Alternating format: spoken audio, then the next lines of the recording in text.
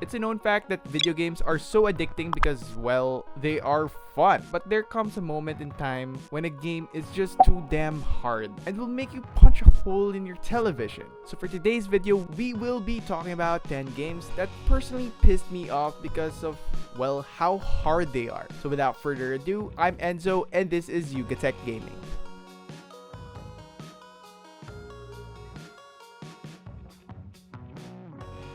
First up, we have the NES classic Ghosts and Goblins. Ghosts and Goblins is a platform game where a player takes control of a knight named Sir Arthur, who must defeat zombies, ogres, demons, cyclops, dragons, and other monsters to rescue Princess Prin, who was kidnapped by Satan himself. Back in the day, the game garnered a reputation of being hard due to the mechanics where your character Arthur is designed in a way that despite those red devils attacking you from all angles, he is restricted to linear attacks. Additionally, the jumps are unforgiving, allowing you no opportunity to squeak in a few extra centimeters mid-air, and not to mention there is a time limit that if you exceed, you lose a life.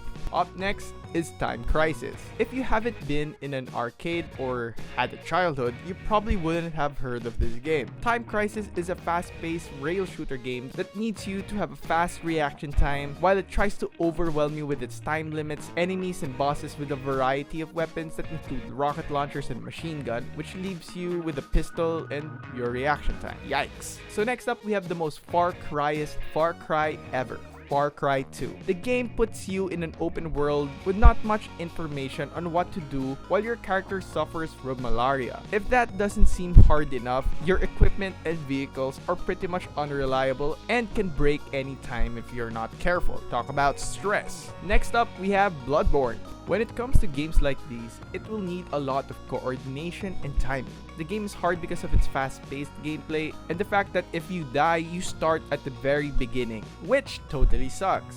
And this list wouldn't be complete without Dark Souls or Demon Souls. The game is known to be unforgiving for overly aggressive gamers who think they can hack and slash their way through the entire game. Dark Souls demands you to think how you'll attack your enemies and to remain calm, which is easier to say but really hard to do since they overwhelm you with enemies. Up next, we have Alien Isolation.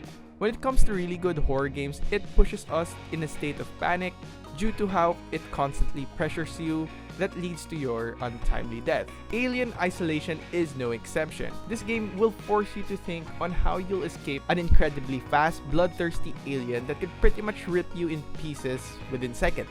Next, when it comes to platform games, we could say it's generally hard, and Cuphead is probably one of the hardest ones out there due to it having a pattern variance where if you face an enemy boss, its attack pattern changes, which requires you to be quick on making several strategies to beat them. This is a cool mechanic for hardcore gamers but can also be unforgiving since it will take so much of your time. Next up, we have Celeste.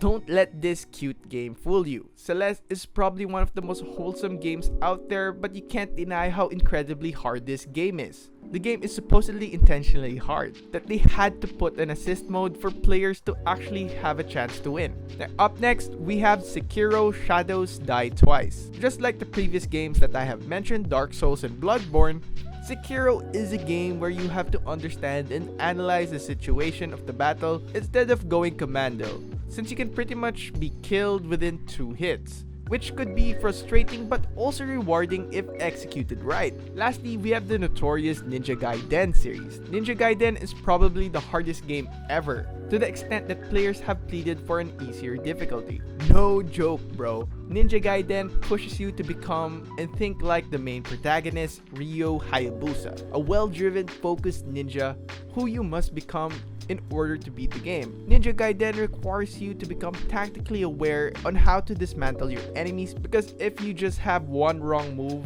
that could pretty much end the campaign. So that pretty much ends this video. If there's one thing I learned about playing difficult games is that it feels twice as rewarding once you finish clearing every level, which is the whole appeal of it really. Anyway, got your own list of games? Let us know in the comment section below. Don't forget to like, subscribe, hit the bell icon, and don't forget to visit yugatech.com/gaming for more news, tips, and tricks. It's your boy Enzo, and stay safe.